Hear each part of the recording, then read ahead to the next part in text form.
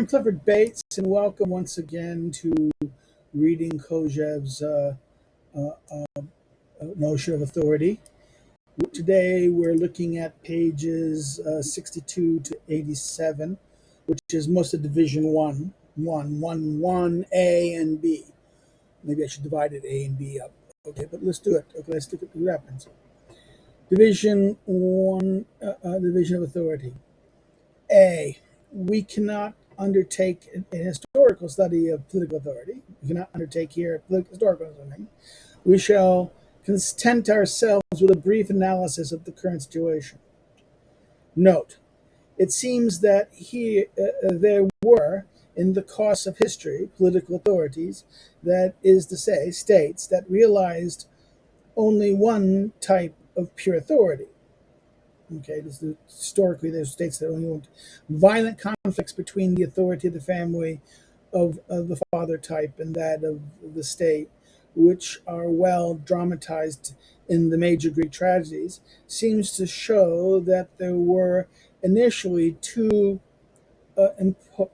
opposed types of states: the family state and the clan state. With the this is his shorthand. This is his kind of like the F, the father, uh, going towards the J and L, the judge and leader, or the father going towards the leader or the judge types of authority. So therefore, the judge is this type of father. The family state is the judge and leader, and this is that of the leader and the judge, right? Types of authority. And the state, in the most modern sense of the term, with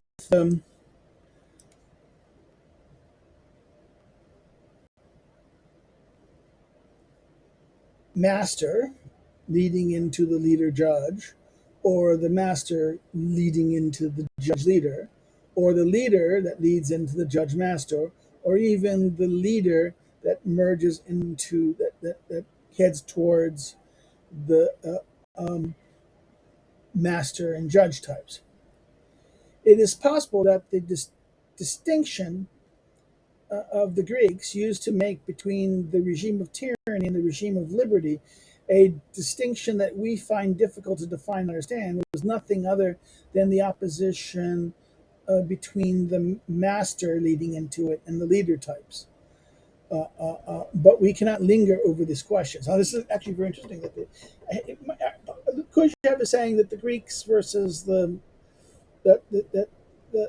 these two types is one was that of the master versus the leader as the dominant transition types going in towards. But we're not going to linger over it. And tyranny was the dominance of a master, and leader would be the regime of liberty is that of a leader. Okay, that's interesting in that sense. But we're not going to linger over these questions. That is something worth lingering over, right? That is something that we could spend a whole discussion on, right? But for medieval theory, which in fact has never fully that was never fully realized, right? Because the medieval the feudal system was a failed project, as Samuel Feiner in his famous piece argues that in his history the Preces for his 3-volume history of government.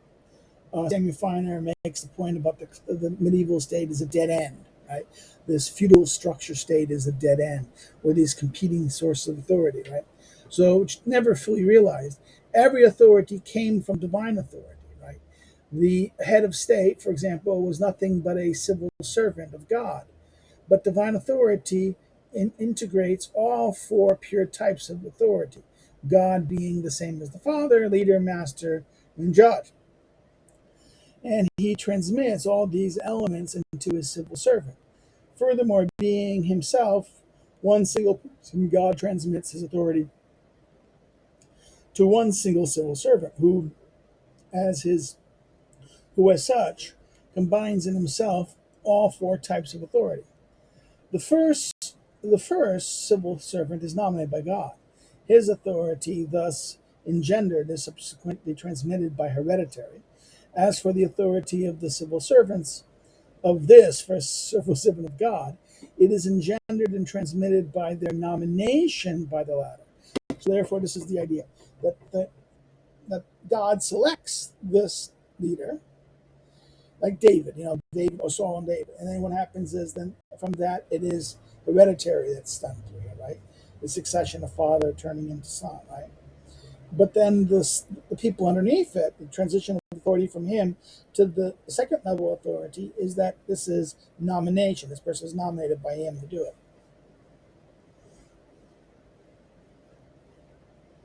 However, this theory was made more complex by the fact that God nominated two civil servants. One of these was by necessity the individual, the Pope of the Church, that was in principle universal, and the other, sometimes individual, the Emperor of the Empire, in principle universal, and at other times collective national kings, and so on. So there's this idea that medieval concepts have two authorities. The authority again, but I think he's missing the what happens under Constantine, which were the in the Byzantine, that the church and the caesiopapism, right? The caesiopapism of Orthodoxy. In the Orthodox tradition, there's a caesiopapal tradition. And as a Russian, he should know this, but he's silent about this. In fact, he points, by talking about the Middle Ages, he means Latin world, the Latin world, not the Orthodox world, okay? And therefore, in the medieval world, there is this two spheres, the sphere of the church and the sphere of the secular authority. And there's two authorities, or the two spheres, right, in this sense. So this is why he talks about it, right? Um, even if even if vacillations due to this last complication are ignored, it must be said that scholastic theory never managed to define clearly and unequivocally the relation between these two civil servants and the nature of their authorities. I guess, in other words, that's a big question. He's pointing out that, well, what is the relationship between these two, and what is their scope of this? Never really worked out this tension here. In fact, it may be an irresolvable tension that cannot be worked out, right? In other words, the Middle Ages did not know how or did not want to distinguish unequivocally between the religious sphere and the political sphere. So, in other words, the Middle Ages did not know or did not want to distinguish between unequivocally these two spheres, right? The difficulty was eliminated by the theory. These difficulties were eliminated by the theory that removed the ecclesiastical civil servant, the theory of absolutism. So the absolutism comes out, and therefore the under the civil authority. Now, caesiopapism too. That's the idea. Absolutism. Absolutism puts the kind of caesiopapism in that sense, that the civil authority. That's even a criticism of Henry VIII. Oh my God, he puts it under the thing. No, absolutism. The problem of the origin of political authority is here left unclear. So the problem of the origin of political authority of this absolutism is left unclear. But it's unequivocally asserted that it combines all four types of authority, and it is realized in a single person, the monarch. Then came the constitutional theories asserting that political authority must be shared between several independent supports. This is how the principle and the problem of the division of powers, populated by Montesquieu, which formed the basis of modern democracies and was violently criticized by Rousseau, emerged. So,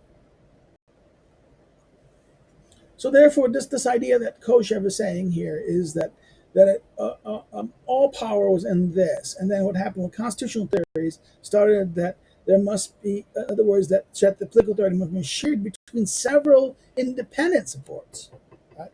And this is the division of labor argument. So therefore, we move from and actually this kind of fits with most of the superficial histories of political thought between the absolutism and the constitutional, right? This is the continent versus this is 16th century, no 17th century, 16th and 17th century Europe, England versus Europe, right? Europe is the rise of absolutism and England constitutionalism, right?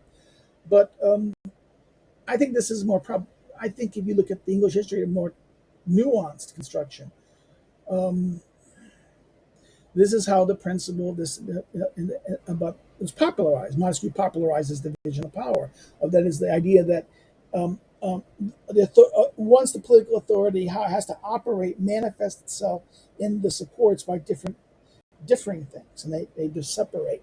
They divide the different functions of the different the four types of authority here, right? But let us briefly discuss this theory, which has dominated political thinking until very recent times. Right? This idea of this Montesquieuan division of power theory. We can first note that this theory distinguishes only three types of power. Judicial power, obviously, corresponds with that of the authority of the judge. Legislative power is nothing other than the authority of the leader. Hence, since it is here a question of an initiative and of a project, of a decision taken in preparation for the future. As for executive power, it corresponds to the authority of the master, exercised in the present, being action par excellence. It requires, on the part of its representative, a total abnegation, the subjugation of all and of life itself to the state.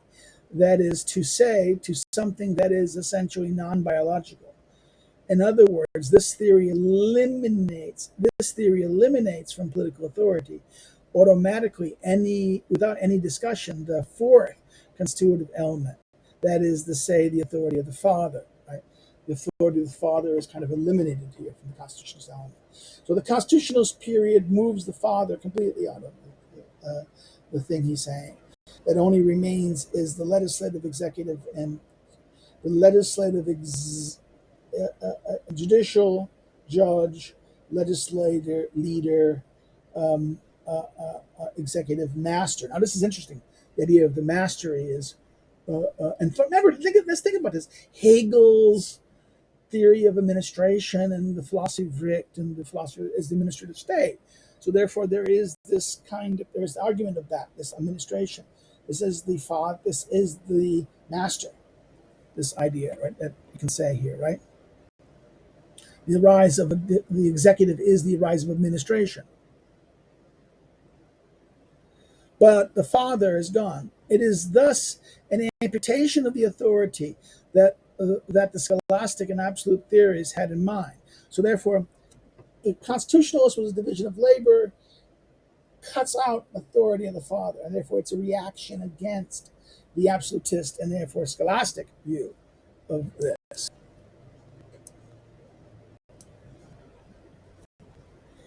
And one is tempted to say that political authority decays or falls apart, splits up, precisely because of this amputation. So this is like, maybe this is where Rousseau's,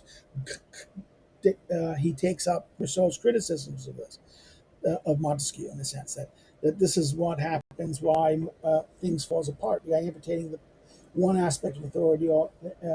Everything here is significant, that there was an amputation, that the amputated limb was precisely the authority of the father, and that this amputation was carried out tacitly, that is to say, unconsciously. Well, okay, that's a tradition, but the revolution cut the father king off totally by chopping that off, right? This is the French Revolution sought a dramatic act of separating the father from this sense. So, but he's just saying that his amputation was carried out unconsciously in the theoretical sense of Montesquieu's division of power, right? The authority of the father means tradition, determined by the past, real presence of the past in the present. Therefore, the suppression of the authority of the father has a character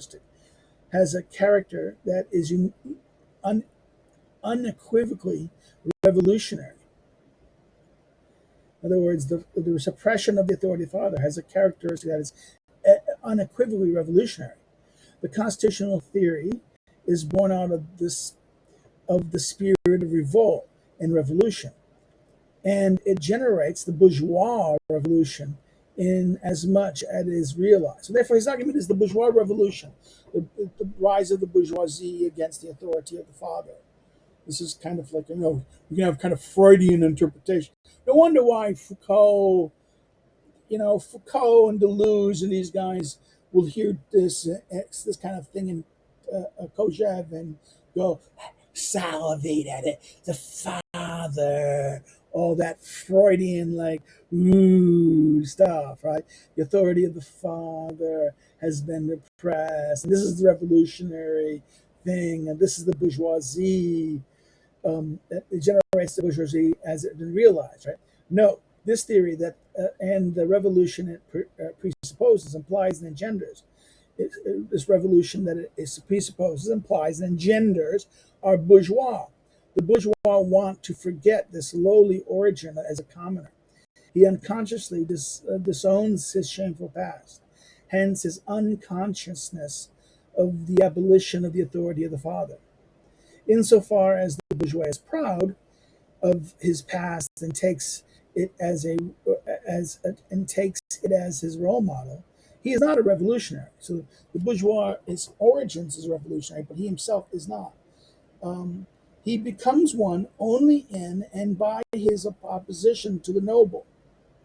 But by this very opposition, he recognizes the exclusive value of nobility, since he no longer sees any possibility of coexisting with it.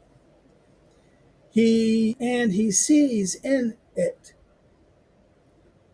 a value, since he wants to take the place of the noble. He thus unconsciously negates the bourgeois value, the bourgeois value. That is to say, his bourgeois past, which in his own eyes is nothing more than that of the past of the commoner. It is only it is only then that he becomes constitutional. That is to say, he stands for the separation of powers, which from then on are for him only three. And by doing, he becomes or is revolutionary. So this is the metaphor that's being used. The revolution, this is the French Revolution, is the purging of the father, the purging of the father. And that this is the bourgeois who does this, and by getting rid of the noble and getting rid of the aristocrats, I replace it by nulligating it and removing the father from this. Right, this is that thing. But the present deprived of the past is human.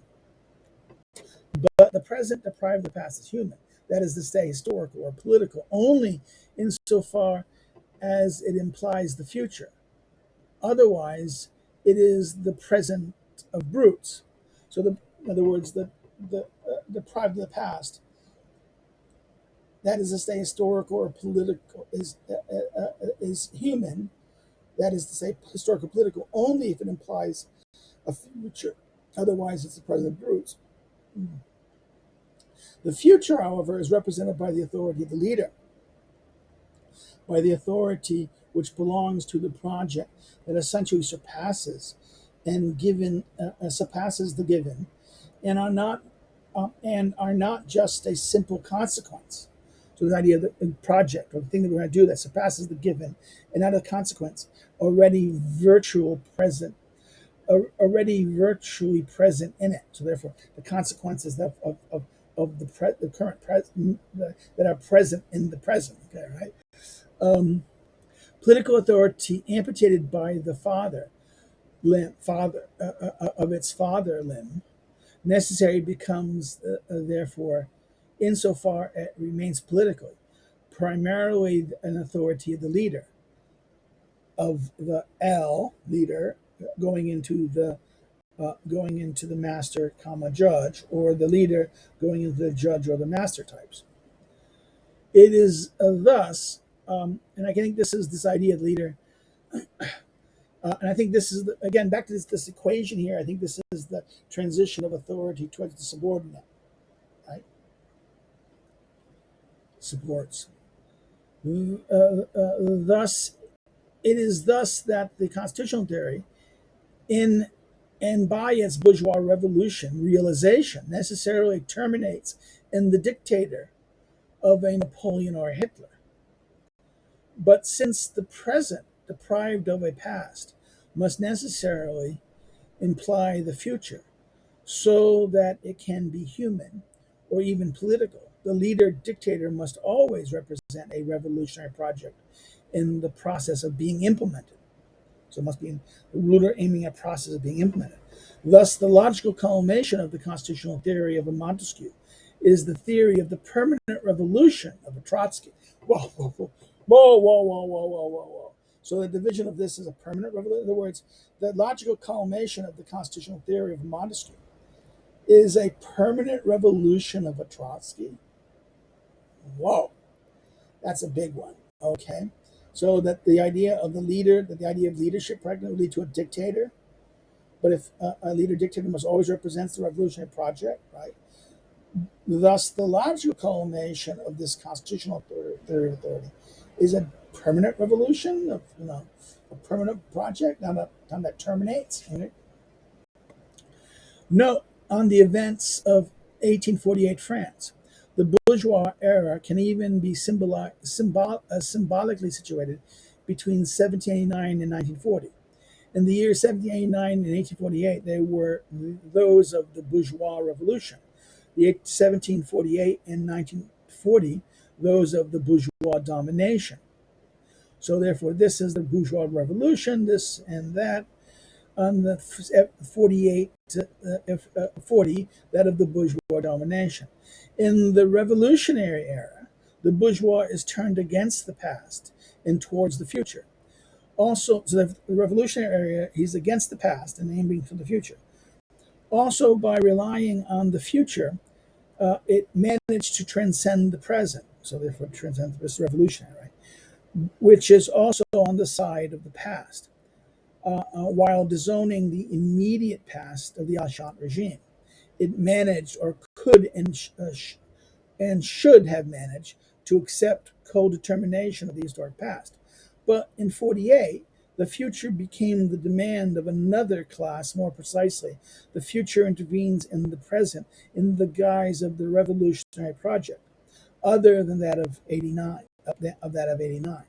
The bourgeoisie created as a political authority as a project of 89, the first revolution, 1789, does not accept the project of 48 and fights against it. It is therefore turned from this fateful date onwards, uh, not only against the past, but also against the future. It discloses itself in the present. It is only in this way that it is really present.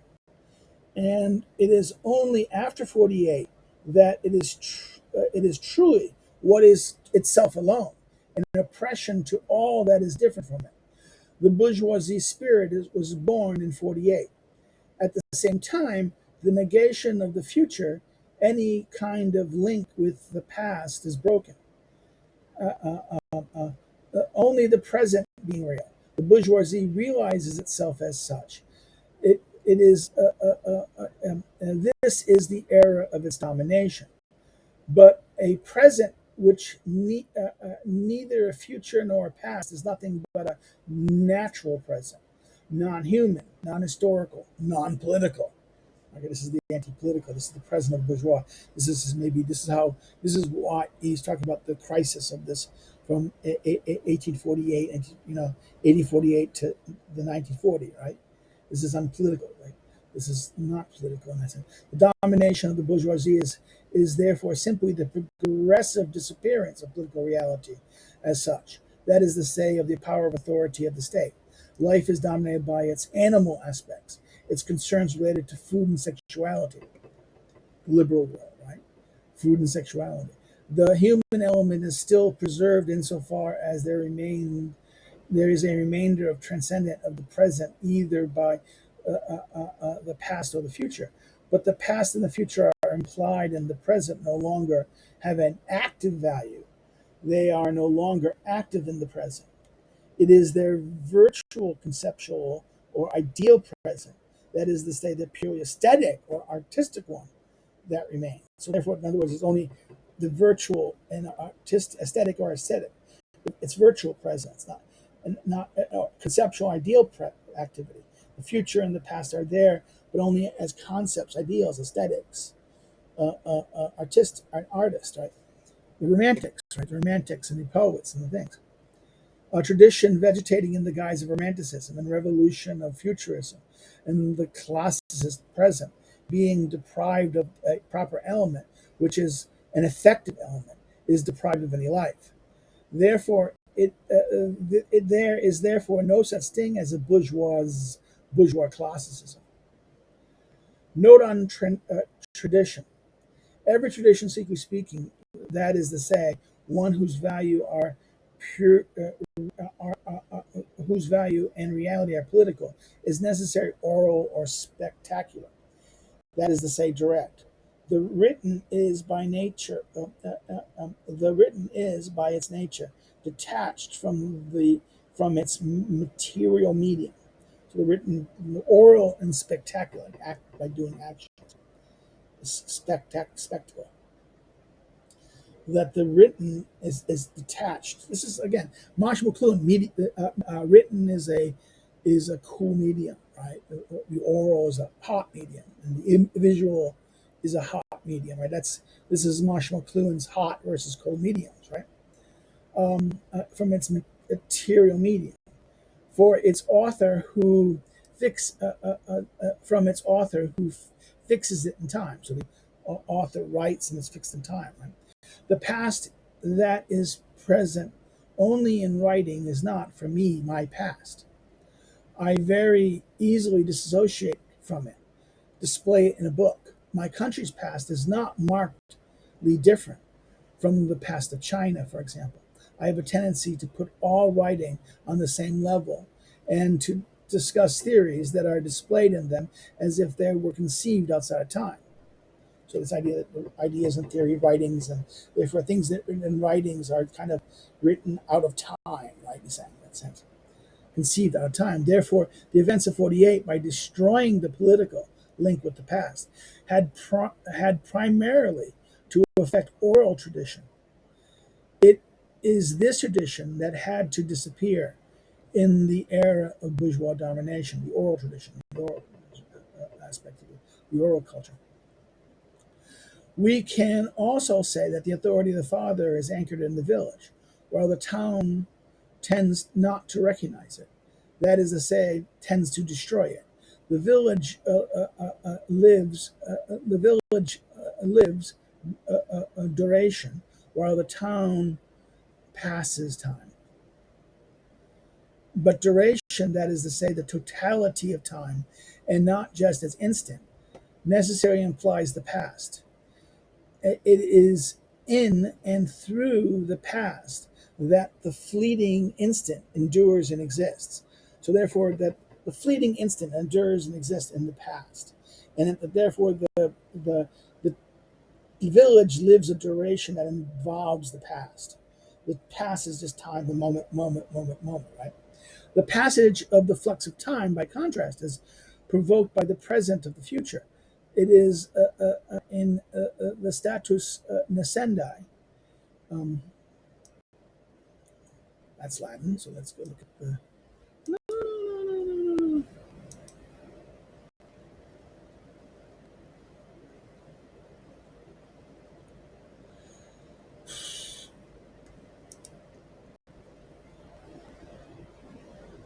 No, sorry. I boofed that up. I detected language. Okay, this is I'm wasting time. I should do this quicker. Yeah. In the state of being born, right? The state of being born, right? In the state of being born, that the present is active, virulent, and active. Thus, the town tends to forget the past while thinking of the future, which actually actualizes the instantaneous present, while the village lives in duration of the present by projecting it into the past, the return of the seasons, and so on. In other words, the village has a natural tendency to recognize the authority of the father, while the town willingly recognizes the authority of the leader, who excludes the element of father and opposes himself to it. The amputated and subsequently divided constitutional theory of power, as well as its political realization, therefore implies and presupposes the hegemony of the town over the village. It is a theory. It is a theory, a reality that is essentially urban. So this is the idea, this urban. The bourgeois sense is an urban sense. The urban presupposes a hegemony of the town over the village. It eliminates the father, it eliminates the past. It projects in the future, but is the present of the present. Okay, anti-urban. Okay. Now, note. It therefore seems that the events of '89 should have inaugurated, and those of '48 sanctioned, the political destruction of the village. But I have to admit that this conclusion of our analysis does not tally at all well with the historic reality. And yet, the deduction seems to be accurate. This whole question must be studied more closely. And I would even argue that's the case. But isn't that, we could argue this happens in America. This is the whole point of the federal authority destroying the local. In other words, that the local is lost, that the cosmopolitan crushes the local, the plurality of of the system will hate the closeness of the local community, and therefore it tries to destroy the authority of the local community, right? But in other words, the question arises as to what comes of the amputated political theory authority, the amputated political authority. That is to say, that the one deprived of the element of father. If the authority of the father is preserved only as being projected beyond political authority, it must it comes to be fixed in the family. So therefore it stuck to the family. This authoritarian family will be by definition opposed to the state without the authority of the father. The state, so therefore the authoritarian family, therefore the authority of the father stays within the family, and therefore whereas the state lacks the modern state, the bourgeois state will not have the authority of the father is amputated, so there will be this opposition, right, as opposed to the state. We thus fall once again into the case of the ancient pagan conflict between the family and the state. See Sophocles and Antigone, which, being essential, must lead sooner or later to the destruction of one of these two opponents, the family or others. And that's feminism, right? That's the whole point of feminism. Feminism wants to make the family political, right? That's the family is they. And I was just reading an article in the APSR, or American Journal of Political Science, about Carl Schmitt, and it's looking at feminists using Carl Schmitt's political, and to try to understand the family. Schmitt doesn't understand the family political, doesn't understand the family as this political thing, and that we have to politicize. We see the family as a political concept and must destroy it. This is the destruction. Kojeve kind of appeared. What Kojeve is saying is that there must be a destruction of the tension between the rise of the bourgeois mentality ultimately leads to the tension of the state that amputates the father versus the authority of the father that's there, and this is that tension he's talking about, the classic tension in the Greeks between these two tensions, and that therefore one must destroy the other. Okay, should the father destroy? Maybe I'm pro father destroying the amputated. But isn't that liberal? Isn't this the tension between, let's say, this is the tension we can argue that Kojeve sees the tension between the modern liberal constitutional theory versus the. Well, this is interesting. This is right here we get the thrust of an alt-right interpretation of this conflict between. Kojeve is pointing out this problem that the bourgeois liberal mind creates a situation where the authority of the father is amputated in the situation, and that the fathers will remain in the sphere of the family. But now the political sphere cannot tolerate that and is at war with it, and therefore it must destroy that. And therefore, in order to survive, it has to one will have to nullify the other. All right, and if we understand.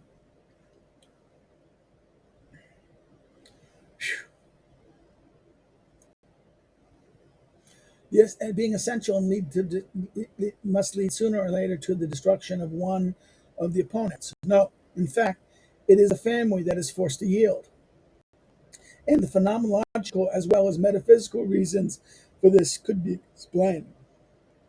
If, by contrast, the authority of the father disappears completely, the state no longer needing to be bothered with it, as is more or less the case in both constitutional authority and reality. Three possibilities are presented, each with two variants. The leader goes into to the master or judge, or judge and master, or the master heads subordinated into the leader judge or judge leader, or the judge as a master leader, or leader master. Not to mention cases where political authority has been amputated of yet other elements than those of the father. In the case of um, L going into Dada means that political authority is frankly consciously revolutionary. So that, in other words, that is to say, dominated by the project of an essentially new future, and even opposed to that of the past, and of the leader pure, right? And there's no blank and blank, right, to that blank and blank. Um, Dominated by a project that essentially new future and even opposed to the past and present founded on the latter.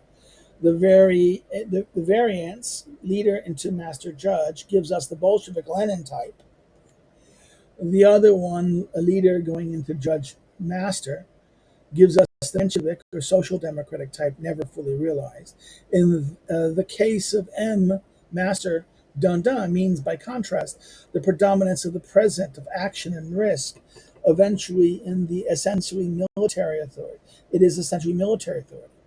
The variations of master going into leader judge corresponds to a certain sense to Germanic or Hitlerian imperialism, which implicitly, which nevertheless implies an authority of the element of the authority of the father, which is also without any true harmony with the other three elements, that of the master going in towards the leader and judge and leader, corresponds this element, that of the master. So the other three elements, this is the father's in there, but it's nevertheless not harmonious with the other three elements.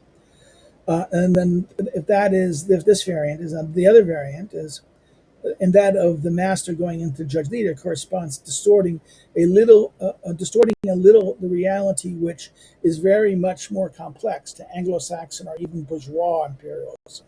So this is the Hitler model. So therefore, this is the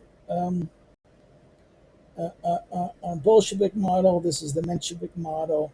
This is the Germanic Hitlerian model, and this is the Anglo-Saxon model. But the case of leader going into that thing means by definition a permanent revolution.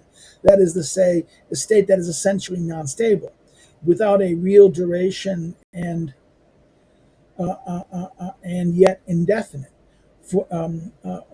As for the case of master towards blank blank, it does not represent a stable political form either. That is to say, a definitive one. If because only if only because the Earth being round, military possibilities are limited. Not to mention the risk that befall every warring enterprise. A theory of the state, by contrast with simple practice, must therefore reject these possibilities. Therefore, pure L like this, and pure revolution, and pure domination. Right? There remains a third judge, blank blank, to judge towards which diverging, founded on eternal principle of justice. This form of political authority seems capable of being stable and definitive. That is to say, acceptable in theory, but this is only illusion. So far as political authority does not imply a past, its temporal element, which only has two modes, is no longer in harmony with the eternal element. The authority of the master, the present, and the leader, the future, must therefore necessarily come into conflict with the authority of the judge. Eternality, right? That's this idea is the present and the present, that is the master, the future, that is the leader, and the has come into conflict with the judge. Eternality. If, however, eternity has come to conflict with time, or more precisely, it has been separated from it, no longer has any reality. Justice, separated from the authority of the leader and master, also loses all real authority.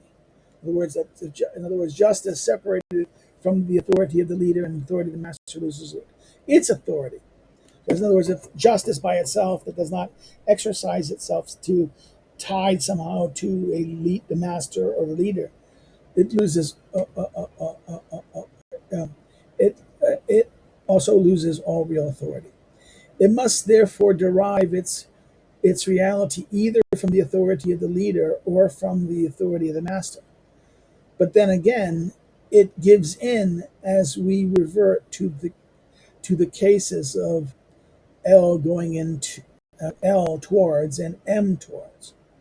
In other words, it reverts to the previous two L's and M's. If it is to be maintained in its dominant isolation, this authority must rely on a political reality other than the state, strictly speaking. So therefore, if you're going to have a judge, authority of the judge, you must have. But a reality that is political is nevertheless other than the state. But a reality that is political is nevertheless other. So therefore, this he's saying something here. But let's go to it must be. It must be maintained in its dominant isolation. This authority must rely on a political reality other than the state, strictly speaking. But a reality that is political is nevertheless other than the state itself. Than the state itself. This is what is called class. Because the family may act as a support for the authority of the father rather than that of the judge. So class comes in here, which is actually the authority of the father, because the family may act as a support for the authority of the father rather than that of the judge. The justice in question would therefore be what Marx called class justice. In this instance, the state of type J, going in towards, would be essentially bourgeois, the state being, in fact, absorbed by the bourgeois class. And therefore, type J goes into that is characteristic of the bourgeois domination, the variant of J going into master leader. So therefore, even if that happens, right, the bourgeois, if it becomes the master of a class, the class takes over this. The class of the bourgeois taking it over, leader of this. This leads us to this judge that's in there, corresponding to the bourgeois conservatism, the Tories, for example. The variant judge going into leader to LM, to liberalism or radicalism, the radical socialist, for example. But given that the class is not the whole, by definition, it sets itself against another class. So in other words, it's not the whole, but rather the class control, and this class controls that. Therefore, we have the judge, the class as the judge, right?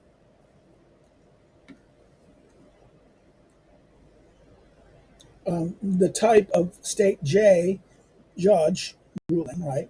Leading, exercising, therefore implies and necessary engenders a conflict. That is to say, it's neither stable nor definite and must be rejected by a true political theory. So therefore, this is not a stateless class thing. Class domination by a class to dominate. It has to be a true political theory would have to understand a whole must do it, right? No, we can see that when a conservative party in power is overturned by a radical liberal one, this is not just a case of a simple transfer of authority. That is to say, a change of support. In other words, a change of authority is a simple transition of whether it's in other words, it goes from a liberal conservative to a liberal. It changes also in type.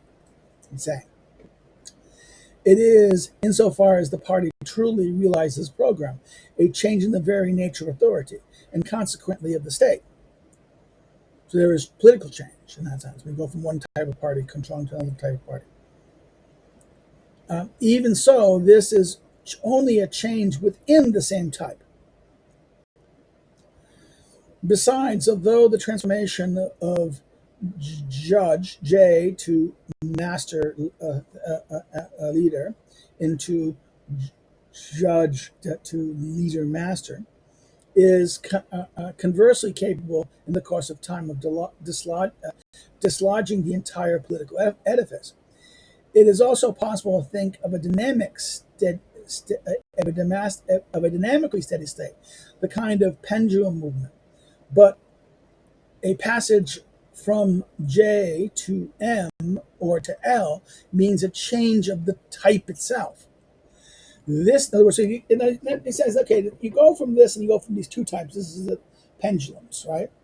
But real revolution is going from one general type to another general type, from J to M to L. This change may also take the characteristic of revolution, seeing that eternity, meaning the totality of time, corresponds more practically to the present world.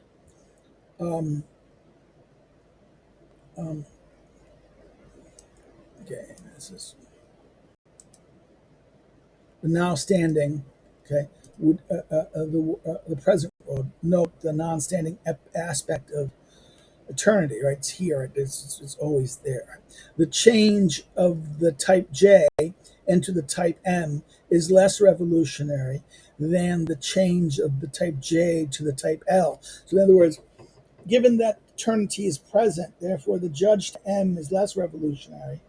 The judge to the master is less revolutionary than the change from the judge to the leader, which is future type, right?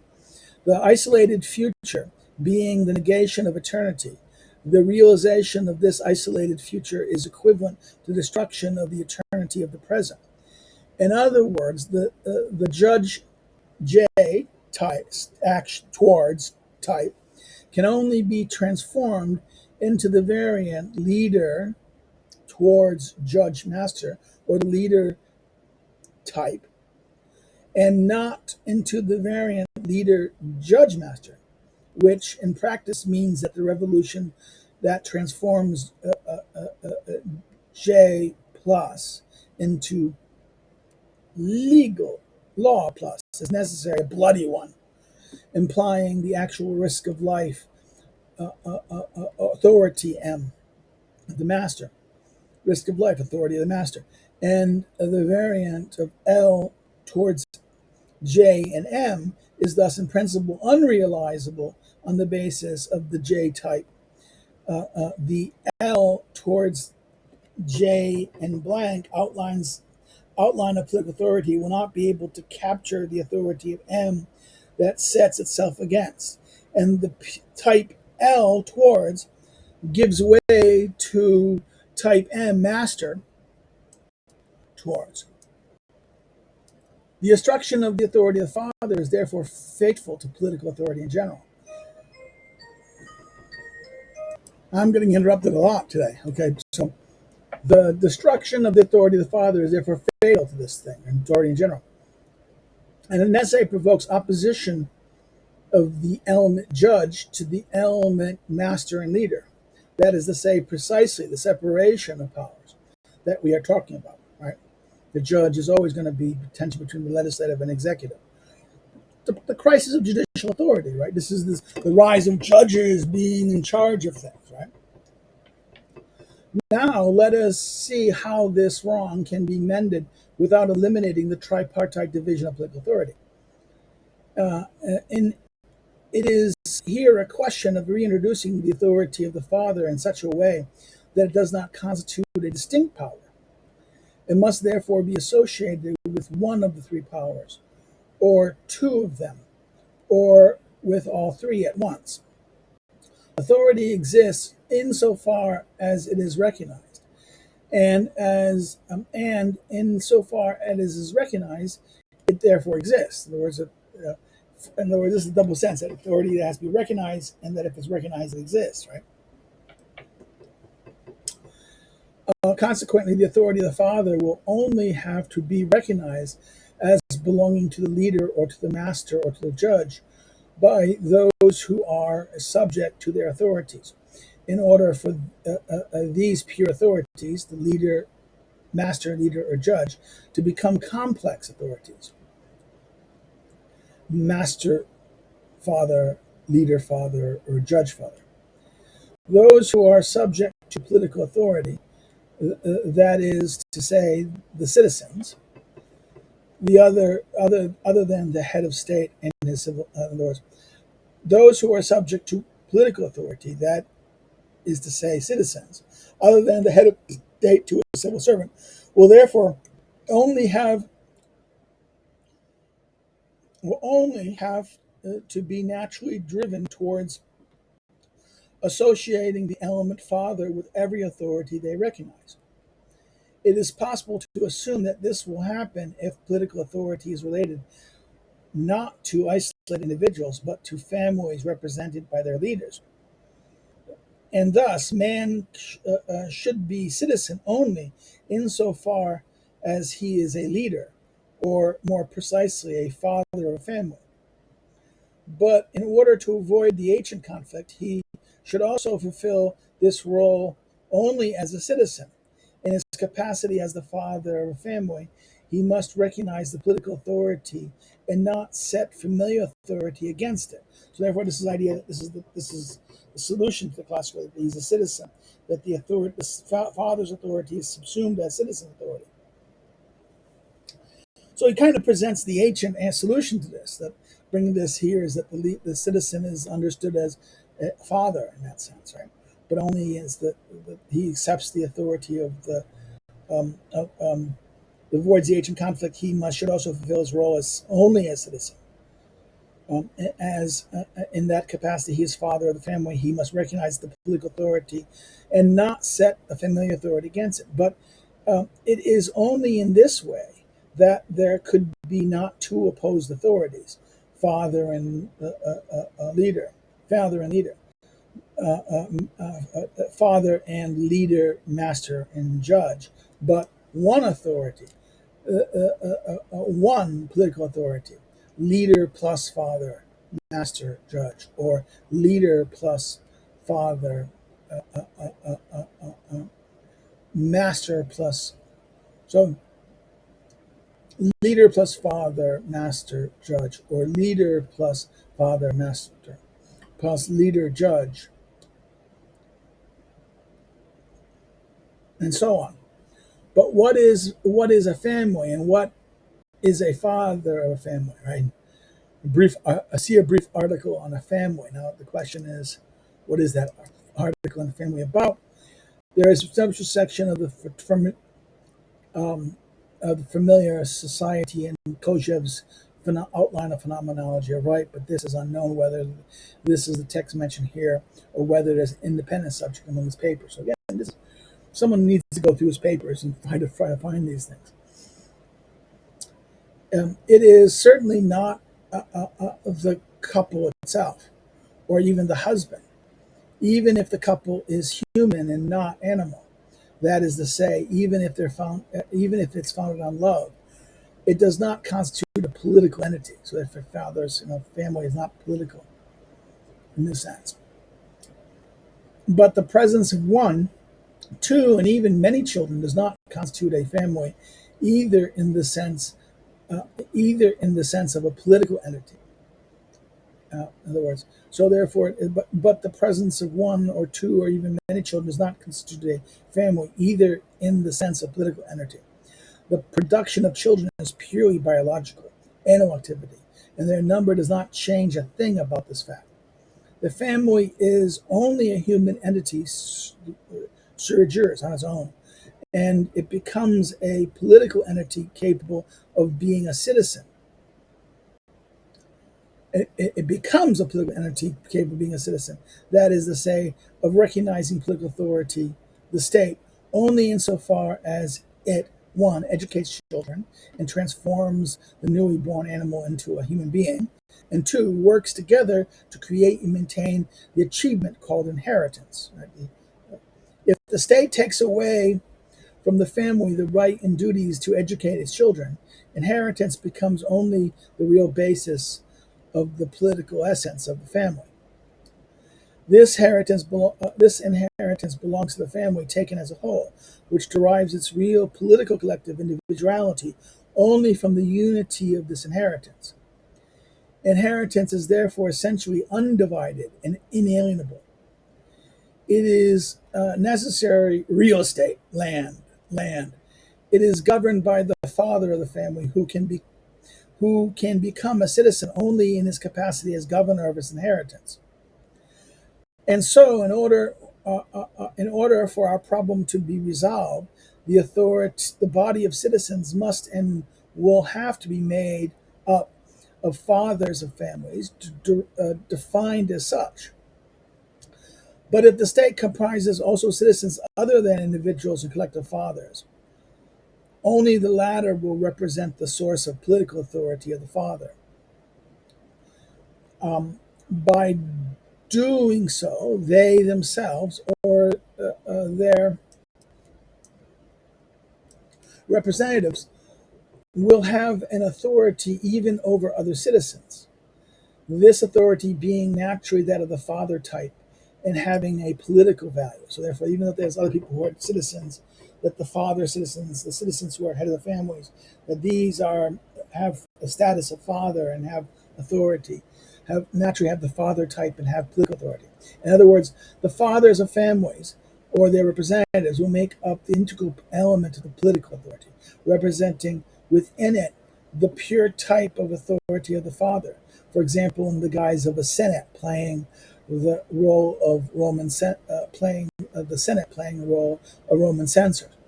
This means, in fact, even formally, the total political authority will be made up of four elements of power, and not three. So, therefore, this in this sense, this is how he's restoring the father in this sense. This is his attempt to kind of restore the father to this thing. The heads of families. The heads of families are the political act as citizens. The heads of families are the true citizens in the sense, and that they're acting in the sense, and not three. And therefore, in this case too, we want to maintain the principal division of political authority of power, and the principal division into three. Only one type of compound authority may be combined with of the three other types. Other pure types. For example, leader plus master, judge, father. So this is the constitutional leader plus master, judge, father. Assuming that the authority of the father is completely eliminated, let us see what we can say about the division or separation of the three remaining types of constituted political authority. We have seen that if we eliminate the father element, the judge element necessarily sets itself against the element of the leaders and masters. So again, once you destroy the father, isn't what he's saying here the case of modern liberalism? How the court, judicial authority, seeks to impose itself as the ultimate authority. That once we no longer have the authority of the father, then it's the judge who then becomes the authority of it. This is liberalism, right? The separation of powers, of judicial power, from the other types of power is thus a natural process. In other words, he's saying that once the father authority is gone, right, and this abridged three situation, the separation of judicial power from the other types of power is thus a natural process. Let us note that it is by way of the requirement of an independent judicial power that the idea of the separation of powers came into being in the course of history. Again, in the Middle Ages, see Magna Carta Libertatis. This is the idea of the Magna Carta in the Middle Ages, right? And it is this separation that seems the most justified. We are nowadays driven to see it in a political axiom. In fact, the separation of the authority of the judge from the other authorities that are part of the total political authority is, in a sense, justified by the analysis of the phenomena of authority. Eternity setting itself against time, the authority of the judge sets itself by virtue of its essence against the other three. Given the authority of given the authority of the given that the authority of the judge is held to be recognized by all the other authorities, it seems natural that its support should be separate, distinct, and independent from the support of the other authorities. But we have also seen that the separation of authority of the judge from the rest of the political authorities isolates it and consequently consequently particularizes it, transforming the justice that is at its base into a class justice in particular. So therefore, what happens here is this becomes the authority of the judge becomes by a group, particularizes it in a particular sense, and therefore it particularizes it as a form of a group, a class, and therefore instead of being justice, it becomes that class justice. No, the very violence of the polemic generated by this Marxist interpretation is the indicator that verifies its accuracy. And since this particularization is one constitutive element of political authority, weakens it in this. And since this particularization of one constitutive element of political authority weakens it in the sense that it makes it unstable and provisional, it seems that the theory of political authority must reject the principle of the separation of judicial power. In other words, you cannot have the political authority must reject the separation of judicial power. We are therefore in the presence of a Kantian antinomy of political theory. This moment is, oh my God! And this leads us to suppose that there is a conflation of essentially distinct entities: political justice, judging the head of state and his civil servants, as well as the citizens qua citizens, and private justice, judging men qua individuals or family members or society, penal and civil codes. See a brief article on Wright. Now, this is the third note. This could be a reference to Outline of Philosophy, letter, short text that was not formed. Again, this is his headaches and different things. Oh my God. The theory of political authority does not see any necessary in separating private justice, its authority, and its support for political authority. So the theory of political authority does not see any necessary in separating private justice, its authority, and its support from political authority. You don't separate private from the political. But it's relating private justice to undivided political authority.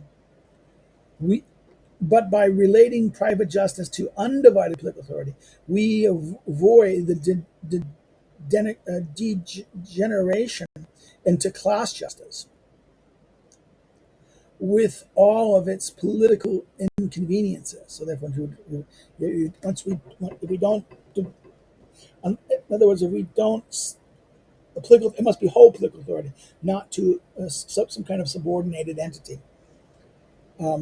By contrast, political justice must set itself against the authority it is deemed to be able to judge, and it is natural to assign to it a distinct and independent support. Note, the whole problem consists in knowing what this support must be. The idea would be a spontaneous genesis of the authority of the judge, manifested by elections, a universal suffrage, for example.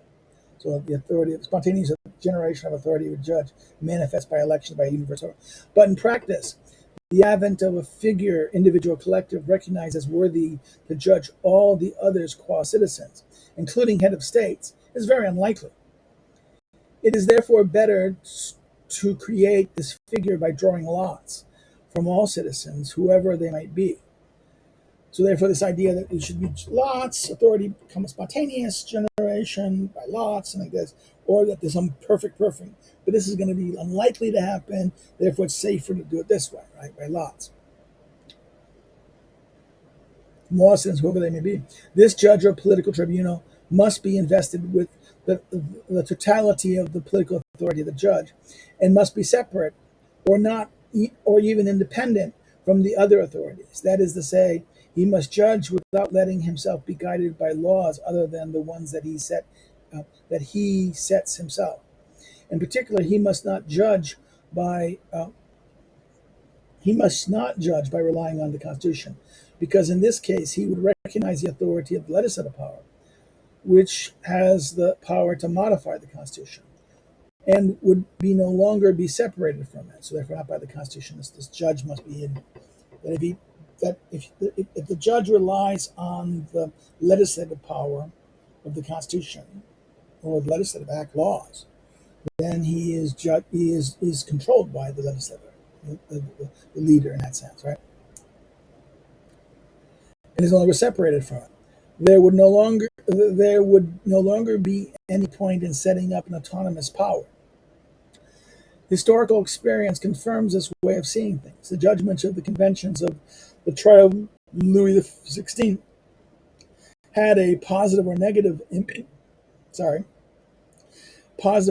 indisputable political value, and attempts to try heads of states or high-ranking civil servants by judicial court of law have failed miserably, whether in Russia in 1917 or Rome in 1942.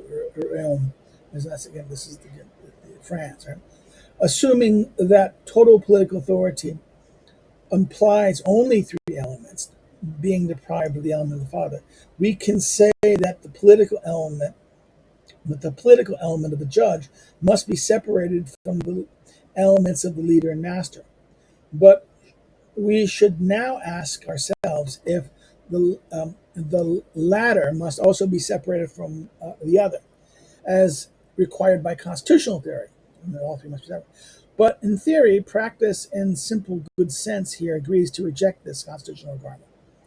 If we were to take the separation of legislative and executive power seriously, this would be the equivalent to the institution of a power supposed to foresee everything in advance without being able to do anything, faced with another power supposed to be able to do everything without being able to foresee anything in advance. In the case of the conflict between the two, the separation has no meaning unless we accept the possibility of conflict. The executive power would immediately crush the legislative power, and the state would cease to exist in its given form. No, this is why in states with separation of power, the legislative power tends to weaken or even cancel the executive power, while the latter tries with less conviction, since it effectively possesses the real power to render the legislative power illusory. The separation of these two powers therefore generally to an abolition of one of them, that is to say, to a new amputation of political authority, insofar as one of them fails to capture the other by becoming a complex power, that is to say, a non-separated one. So the idea here is that if all of a sudden what happens is the master, the executive, or the leader, the legislative, are constantly fighting to get domination over the other, and that what happens is if they doesn't get domination over the other, it amputates it. In other words, there's an amputation of this, right? An amputation. In other words, it takes it and it amputates it, eliminates it, right? It eliminates it in that sense. Fails to capture the other one, becoming a complex power, that is the same non-separate one. Metaphysically speaking, legislative power, which insofar it is not pure force, is nothing other than the authority of the leader, representing the authoritarian aspect of the existence of the future, while the executive power, which realizes the authority of the master, represents the present. But the future separated from the present is pure abstraction deprived of any metaphysical substance. So future separated from the present is, in other words, any metaphysical subject. So therefore, it does. And this translate on the level of human and political existence as the fact that the authority of the leader, isolated from that of the master, takes a utopian character. The legislation that is separated from its execution constructs a utopian with no ties to the present, that is to say, reality, which subsequently fails to come true. That is to say, it fails to remain enforced in the present, and it drags along with it in its downfall the authority that it has produced, and with it the state itself in a separated form. As for the present, it becomes dehumanized insofar as it is detached itself from the future. This means, on the political plane, that the separated executive power degenerates into a mere administrative or the police government. It becomes a pure technique that deals only with what is. That is to say, with raw information. But raw information is nothing other than the state of present forces.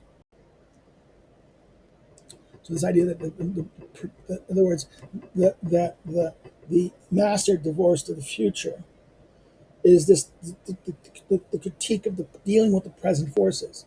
It's a police government, administration dealing with it, and it's separate from this. Now he says, it is raw information, nothing than the state of present forces. Is it is therefore force that determines the action of the separated executive. It becomes a class administration or police, as the Marxists say, right? In other words, it becomes class administration or police, as the Marxist analysis would say, because it becomes separated from the force determined in the action of the separated executive becomes a class administration. That is to say, it loses its political authority of the master. The separated state is thus canceled as a state, on the one hand, and the authority of the master, executive power, which is supposed to be separated from the other, that is to say, to have independent support, completely ceases to exist.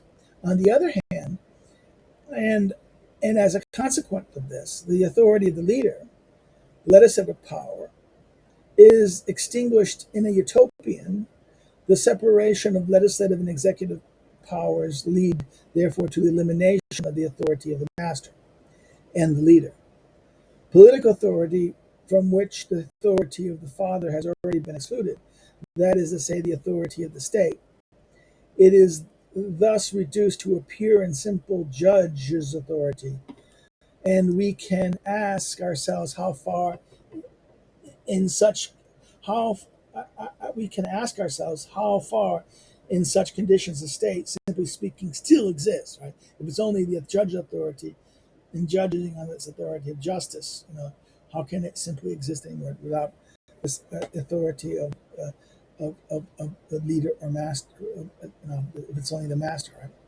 No, if we call the assembled constituted by the authorities of the master and the leader governmental authority, we can say that in a state where political authority is reduced to that of the judge, there is no government, or that this state is no longer has any authority, having in its power only pure force. As for the remaining judicial authority, it can no longer be political. That is to say, it can no longer deal with the other authorities embodied by the state, since they no longer exist. So it becomes a private, civil, penal judicial authority. There is no longer, strictly speaking, a state or citizens as such. There is a society made up of isolated individuals, private persons, having rights and duties towards each other, which are regulated by private judicial authority, and a government that is nothing more than a force with the responsibilities of carrying out the acts of judicial authority. Ooh. Okay, this is very interesting here. This is maybe what's happening now in our liberal world. This is how liberal wants to solve the problem, right? It seems appropriate to reserve the term state only for societies that imply the sui generis element that's called government. That's type of government in that sense. An element that the latter being the support of the authorities of leader and master combined. The government is that leader and master combined. That you have a thing without the judicial thing is that there's no leading master, there's only private. This is, in fact, this is the liberal. This is the what we have here is this. This is the liberal construction, and that you have a constant government, right? A government that combines it. This is parliamentary models, right? This is all parliamentary models do this. The latter being the support of the authorities needed combined. Therefore, political authority being the definition of the authority of the state, necessarily implies an element of governmental authority, which can and perhaps must also imply other authorities. And our analysis shows that it is not possible for government authority to be preserved by separating the authority of the leader from that of the master. That is to say, by allocating to one of them allocating to one of them supports that are truly independent from one another. Even if we want to eliminate the authority of the father and allocate to that of the judge an independent support, the authority of the leaders and masters must be kept united. Political authority deprived of the father element can only, therefore, be divided into two, not three. No father, two. But in carrying out this bipartite division, we have to heed the fact that government authority truly implies the element of the leader as much as that of the master. Otherwise, as as we have just seen, it degenerates and disappears, dragging along with it the downfall of the state qua state. Note 1. Government authority can be either of the LM master leader type or of the leader master type. In the first case, it is the authority of the master that captures and engenders that of the leader. The first being the primary and the other derivative. In the second case, it happens the reverse that happens. In both these cases must be analyzed, but we cannot do that here. Note 2. The authority leader is that of the project, or if you like, of the program. And so the spontaneous genesis of this authority happens as a consequence of a program put forth by a collective or individual person claiming to play the role of support for this authority. This genesis takes place in and by the act of recognition. People that is manifested by a vote. People recognize it. We can therefore accept this as we can accept the existence of an assembly which confirms a leader in his authority as leader. But this assembly can vote only for or against the person, that is to say, for or against the support, giving him, in addition, carte blanche for his activity, that is to say, for the exercise of authority. This assembly is therefore not a power distinct from government power and opposed to it. It is part of the government, doing nothing other than manifesting externally the authority of the latter, the government, in that sense, right? It manifests who is the theoretically speaking, nothing can contest the nomination of the members of this assembly by the government. In other words, theoretically speaking, nothing can contest the nomination of the member of this authority by the government. Insofar as the authority of the leader is transmitted and not spontaneous, it is the nomination that becomes imperative. The individual or head, collective head of state, whose authority is real, that is to say, recognized, nominates his collaborators. That is to say, the members of his government, who has the characteristics of civil servants. He can nominate his successors. Authority passes this way to the nominated without the intervention of the assembly being necessary. So the assembly can create the leader, But then the leader can also act as a nomination, right? A successor or and nominate to the authority of like this one. Um, in other words, the authority of the civil servant successor of the leader state does not depend on the authority, but it can judge the support of this authority. That is to say, make manifest through its vote the fact that this or that other concrete individual person effectively materializes the authority transmitted to him by the nomination of the leader of the state. So therefore, this is how it manifests this idea. This means in practice that the assembly can give an opinion about a candidate designated, nominated by the government. Can give an opinion about this, right? Not everybody. But since here, too, it is the case of a judgment about the person, more precisely about his aptitude to serve as support of a given authority. It would be better for the assembly to give an opinion not at the time of nomination, strictly speaking, but sometime 6 months or to a year, for example, after the nominee had started exercising his function. In other words, this idea was separated of this aspect of judging authority.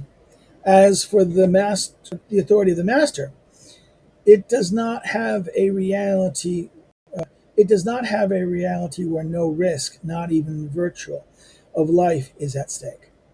As long as there is no war or revolution that can lead the state or government to its ruin, this devastation having as its consequence the putting to death of the person who embodies it, the artificial moral danger must be created for the leader of the state and the members of the government. In other words, an artificial moral danger.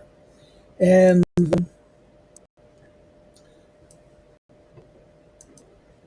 the theory precisely requires the existence of such a mortal danger for the person of the leader of the state and the member of the government, without this danger being at the same time mortal for the state itself or the government as such. That is to say, a danger other than the one that comes from the guise of wars, revolutions, coups d'etats, and so on. In other words, it must be like this is in practice. This danger is often represented by the struggle to the death between candidates for the means of master. Compare Roseperie's terror and the Moscow trials to events of 22 in June. Against the Long and Lives, right? And so,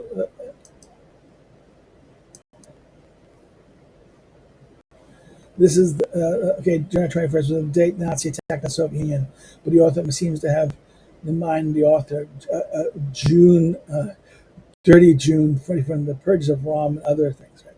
I got that purge, but he did that. That's the betrayal of Stalin. Freudian slip, man. Freudian slip, Kojeve. Um, rather, but it seems that in theory, it is better to create this danger as a function of the existence of a judicial authority separate from that of the government. That is to say, having independent support, the judicial authority. This authority might this authority might be, for example, the political tribunal that we have discussed earlier. A legislator could be sentenced to death by this tribunal and would be the same token enjoy the benefit of the executive authority of the master. This tribunal is therefore held to eliminate the danger of utopianism of the legislator. It even seems that to reach this goal, this tribunal must just have two possible verdicts: an award of outstanding merit or the death sentence. There has to be the risk of the death sentence in order for mastery to exist. And simple acquittal seems to have little meaning here. Acquittal would mean the simple incapacity of the leader without any bad will on his part. Or in this case, it seems that the leader has to be eliminated by the simple loss of authority, without the intervention of a tribunal being necessary. The latter becomes necessary only in the case of the existence of the anti-pope, but existence of anything. But the anti-pope, that is to say, the opponent of the leader himself, having authority, can only be a political criminal who it who it is can only be a political criminal who it is out of the question to acquit. In other words, a tribunal must either recognize the anti-pope, that is to say, sanction the political revolution, and see him as hero, or tax his authority with high treason, which is essentially punishable by putting him to death. In all times and ages, political crimes have always been punished more severely than others. Even in the degenerate state of Nikolai II, the fact that in political modern democracies we lean towards political clemency proves only one thing: the loss of any sense of the political in general.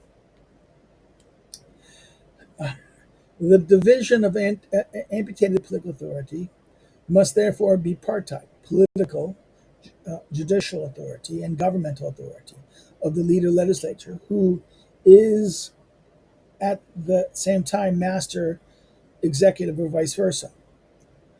In other words, it must be this model, that's right, this division. But we have seen that it might be useful to reintroduce the element of the father into political authority.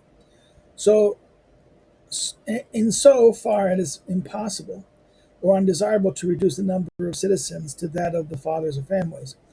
This will come down to the creation of the authority of the father separated from that of the government and the judge, that is to say, having independent support.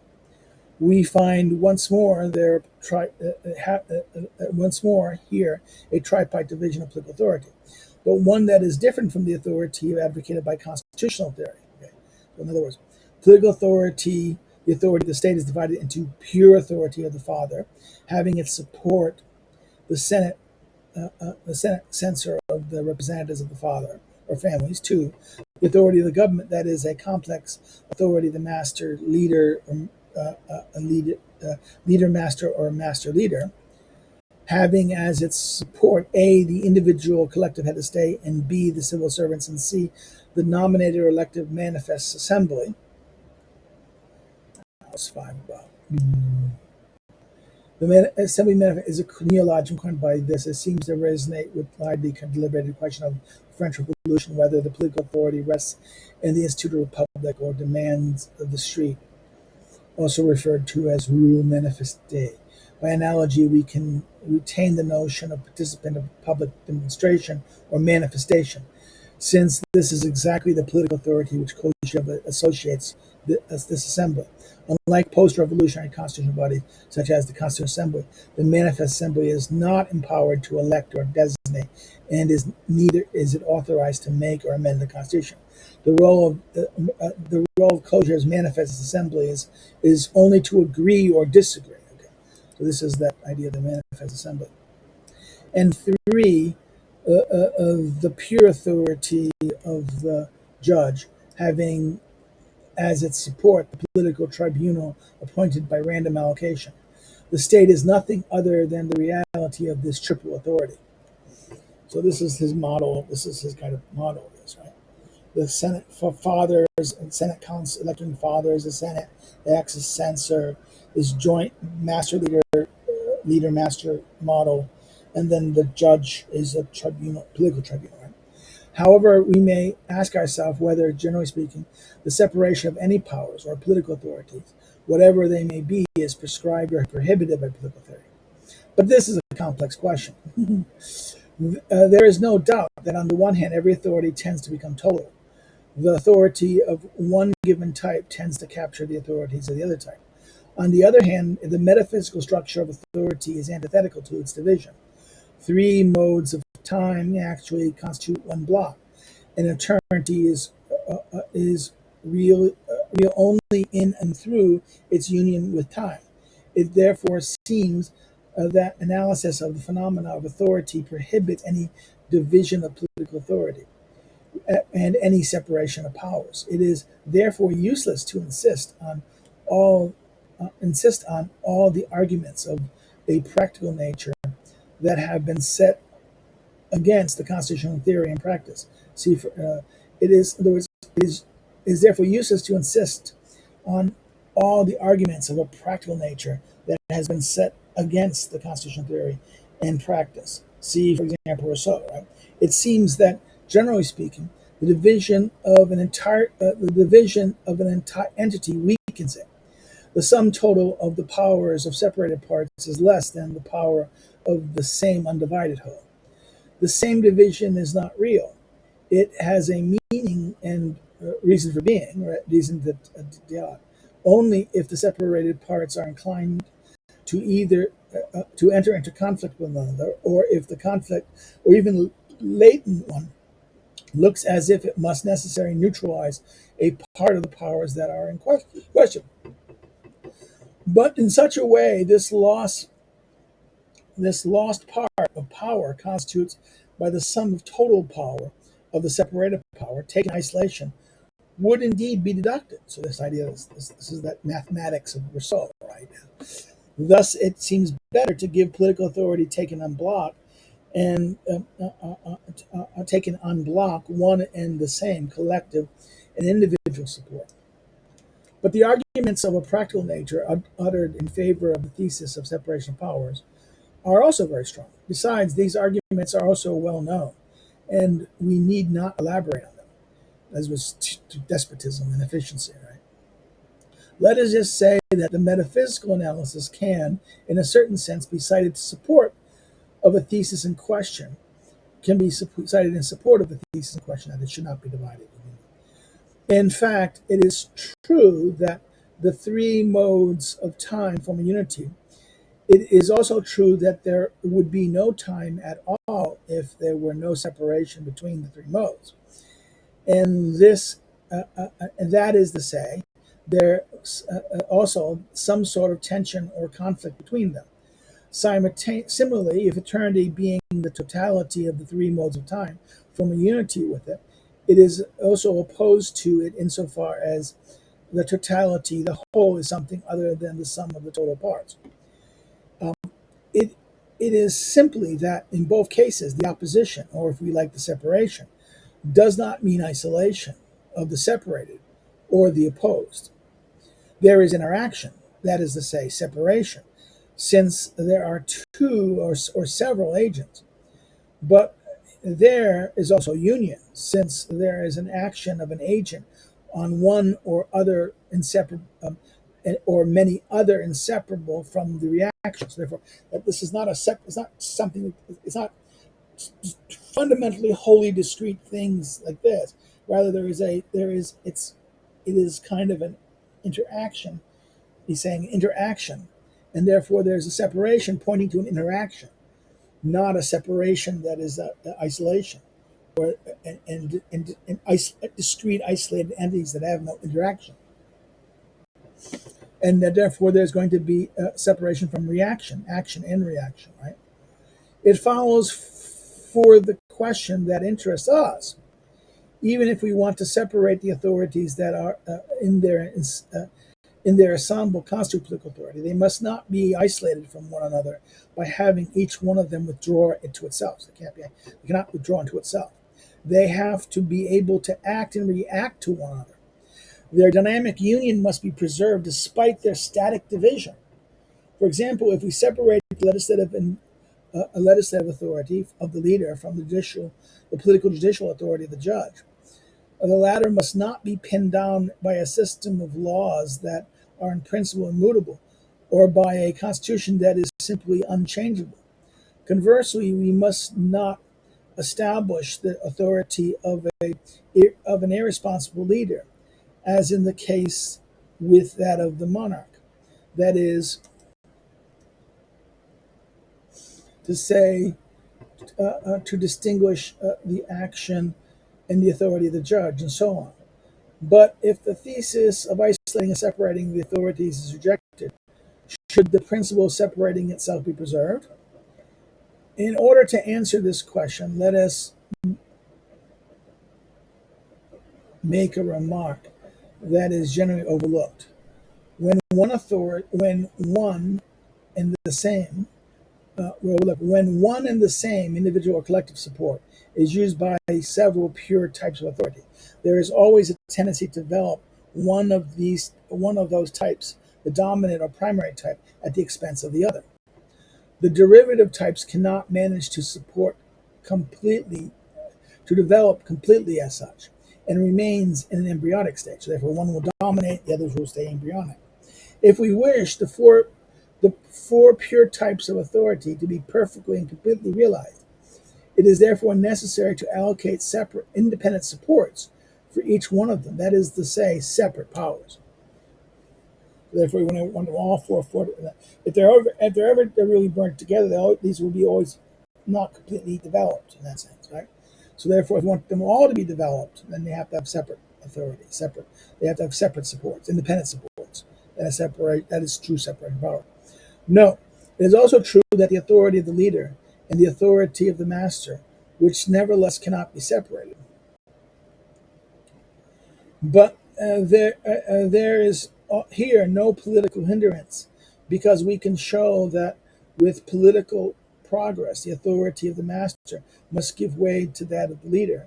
That is to say, it will degenerate, even seems that it will completely disappear in the ideal state of the future. Generally speaking, the authority of the master presupposes the real possibility of war and bloody revolution, and and it thus presupposes its own disappearance along with them. Political evolution goes from the unity of political power to the separation of political powers. But what we have just said justifies this state of things. In order for each pure type to reach its plenitude, reach the plenitude of its development, it has to be separated from the others. But this does not mean the authorities must remain divided, or even after they have realized their implicit potentialities. It seems, on the contrary, that they will have to unite again.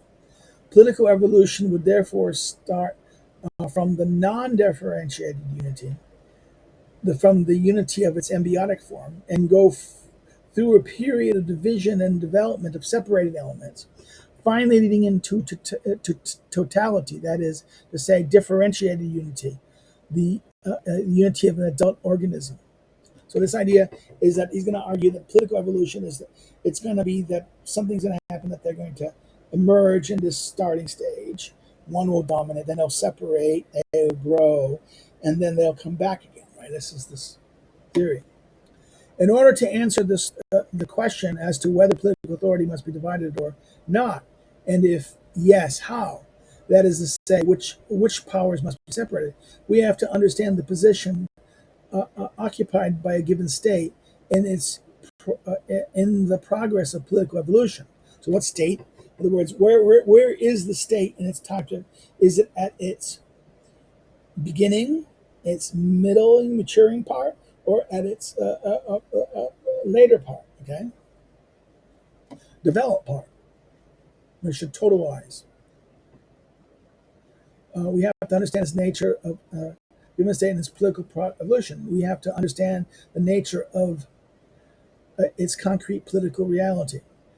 Of course, we cannot undertake studies of this kind here. Let us say for a few words about the other aspects of the problem of the division of political authority, namely the relation between an undivided, pure or complex authority and the support. So therefore, we have to say something about this connection of a complex authority and pure support. That's B. I'm going to stop here because this has been long, and I'm going to be worried that I'm not at the edge of the pages as I promised. So if you've liked what you liked here, like it. Stop. Like it. If you didn't like it, okay, like this. Okay, don't like it. Say why in the comments. If you have any comments or questions, please give the comment. Should open up that. Please, if you have any comments or questions, please give it to me. If you liked it, like it, share it. Didn't like it, say why.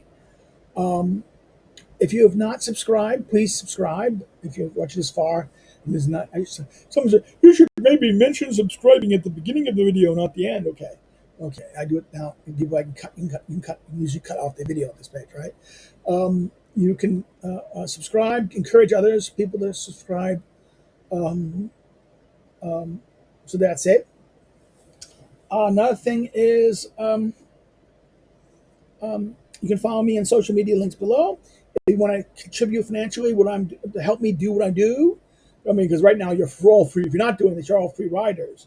They're getting something. I'm doing this work, and they're getting this benefit from this. Okay, um, you can do contribute on the link below. If you think I'm doing valuable, I hope I'm doing something valuable. Another way you can help is to buy one of my books that's listed below. The links below. With that, again, this is usually posted Tuesdays. These Schmittian and modern contemporary political thinking sessions are Tuesday, Thursdays. The bigger things this time, finishing Montesquieu on Monday, Wednesdays, and something fun on or live stream on Fridays. Well, that's it. I'll let you go. Take care. It's been long, so we'll see how this goes. Take care. Bye bye.